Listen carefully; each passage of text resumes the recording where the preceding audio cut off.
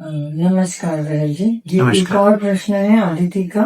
वो पूछ रहे हैं कि जैसे पितृ में जब कुंडली देखते हैं या चार्ट देखते हैं तो उन्होंने पितृ पूजा कर दी है, पितृ दोष का विधि कर दिया है, जगह जगह पे जाकर उन्होंने किया है।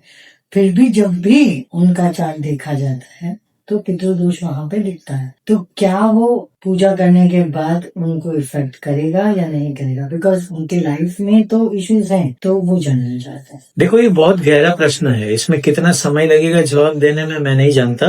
मैं कोशिश करूंगा सारे पहलुओं के ऊपर जवाब दे सकूं। सीधा प्रश्न तो ये है कि पितृदोष चार्ट में दिखता है, ठीक है, और वो दिखेगा। वो कभी चार्ट में दिखने से हट नहीं सकता है। सवाल ये है कि क्या वो चार्ट में जो दिखता है वो इफेक्ट कब तक करेगा और कब वो रिलीज होगा। वो आपने सही प्रश्न पूछना चाहिए। चेक कीजिए, आपने जो पूजा की, कभी भी आप एक बात को ध्यान में रखिएगा, किसी भी काम के लिए अगर आप पूजा करवाते हो, यज्ञ करवाते हो, किसी भी स्थान पे जाके करते हो, आपको कहा गया कि ये स्थान पे जाके करो, वो स्थान पे जाके करो, तो स्थान का महत्व 100% है। अब कितने ज्ञानी व्यक्ति ने आपको ये सुझाव दिया है और आप उस सुझाव पे क्या इम्प्लीमेंट कर रहे हो, और जो करने वाला है उसकी शुद्धता कितनी है, उसके इंटेंशन क्या है, उनकी विधि उन्होंने जो कराई है उसके पीछे भाव क्या है। अगर उसका भाव आपसे सिर्फ पैसे लेना है, दूसरा ये है कि उसका एक समय काल रहेगा, उसको आप तो कोई भी पूजा काम नहीं करे। उतनी पवित्रता आज बची है कि नहीं बची है, ये प्रश्न रह गया है। इसलिए आज के समय में ना पूजा काम करती है या यज्ञ काम करता है पूरी तरह से। हाँ, लिमिटेड काम करता है, उसकी पोटेंशियल बहुत कम है, उसकी असर बहुत कम हो जाती है। आप भी कितने तैयार हो, क्योंकि आप कैसे करते हो, आप डर से करते हो, आप पितरों के लिए करते हो कि अपने लिए करते हो, ये प्रश्न भी आपने कभी पूछा नहीं होगा कुछ भी करने से पहले। हमारी हरेक पूजा में संकल्प बहुत जरूरी होता है, और वो संकल्प क्या है, वो संकल्प के पीछे भावना क्या है,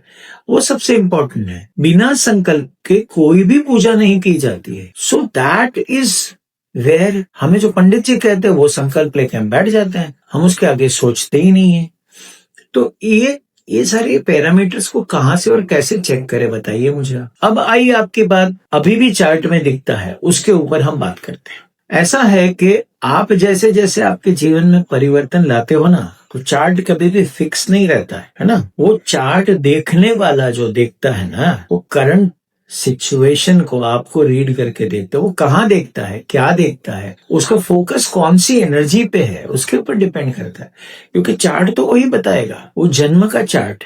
अब उसकी गति जो चलती गई है ना, वो गति को मापना और उस गति को आपके जीवन के इंसिडेंसेस को लेके उसका प्रभाव कितना है, इतनी सूक्ष्मता से चीजों को जानना, ये सही ज्योतिष का काम है। जनरिक तो मैं देख के कोई भी बता देगा तुमको, तो उसकी कितनी असर रह गई है और कितनी असर बाकी है और कब निकलेगी, ये आपने ना तो प्रश्न पूछा होगा ना सामने वाले ने बताया होगा। मैं तो आपकी बात सुन के ही ये दावे के साथ कह सकता हूँ। दूसरी बात आपको ये समझनी है कि ये पूजा करने से क्या कंप्लीट होगा। अगर आप ये डर से पूजा करेंगे तो कुछ कंप्लीट नहीं होगा, मत करिए। हम कोई पूजा नहीं करवाते हैं। हमारे यहाँ दो प्रकार की बात होती है। एक जो हम कर रहे हैं वो सामान्य पद्धति से सर्व पितृ अमावस के दिन, यानी आपने पूरे 14 दिन में कोई भी पितरों का कुछ भी नहीं किया, तो अमावस के दिन सारे पितरों एक साथ आपके लिए अवेलेबल है कि जहां आप अपने प्रैक्टिकली ये चीजें कर सकते हो। तो वो हमने जो शास्त्र की पद्धति है उसको इम्प्लीमेंट किया है। अब जो पद्धति शक्ति की है, अब ये शक्ति तो मैं अपने हिसाब से दावा नहीं कर सकता, लेकिन कोई शक्ति मुझे मार्गदर्शित करती है, और उसी शक्ति के कारण हम आपके पितरों के जो इफेक्ट्स है आपके ऊपर, उसमें से आपको पहले मुक्त कराते हैं, फिर पितरों को मोक्ष का मार्ग दिखाते हैं, और जैसे ही वो मार्ग दिखता है वो मार्ग पे वो चले जाते हैं। यानी जहां जहां पोर्टल्स बंद है उस पोर्टल के रास्ते खोलने का शक्ति से हम काम करते हैं। अब आपने ये कहा कि रिजल्ट नहीं मिला, तो इम्प्लीमेंटेशन के पैरामीटर्स क्या है कि कोई भी पूजा आप करवाते हो तो एक ऑडियो और एक वीडियो मैंने पहले भी किया है, उसमें मैंने कहा है कि आप कोई भी विधि करवाते हो, ठीक है ना, पहले तो प्रश्न हमारे अलग अलग होते हैं। पितृओं के वाले प्रश्न परसिस्टेंट होते हैं। एक, वो आपके उनकी इच्छाओं के अतृप्त होने के कारण, उन्होंने जो गलतियां की है उसको सुधारने के कारण अटका हुआ है, जो आगे नहीं बढ़ता है। जैसे वंश आगे नहीं बढ़ना, ठीक है।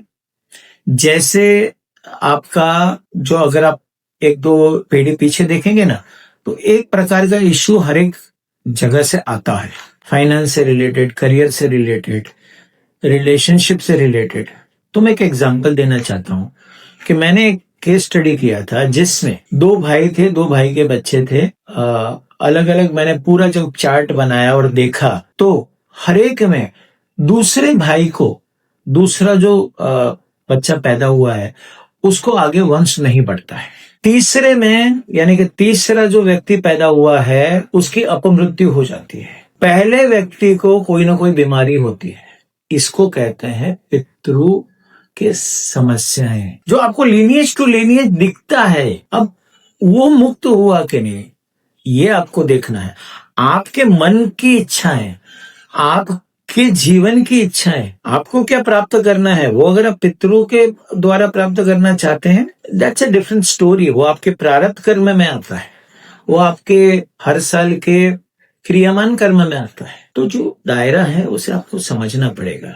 हर मर्ज की एक दवा नहीं होती। जिस पर्पस के लिए किया है, जो हुआ है, क्या वो रिलीज हुआ है कि नहीं, उसे आपको एनालाइज करना पड़ेगा। I think this answers the question. Thank you.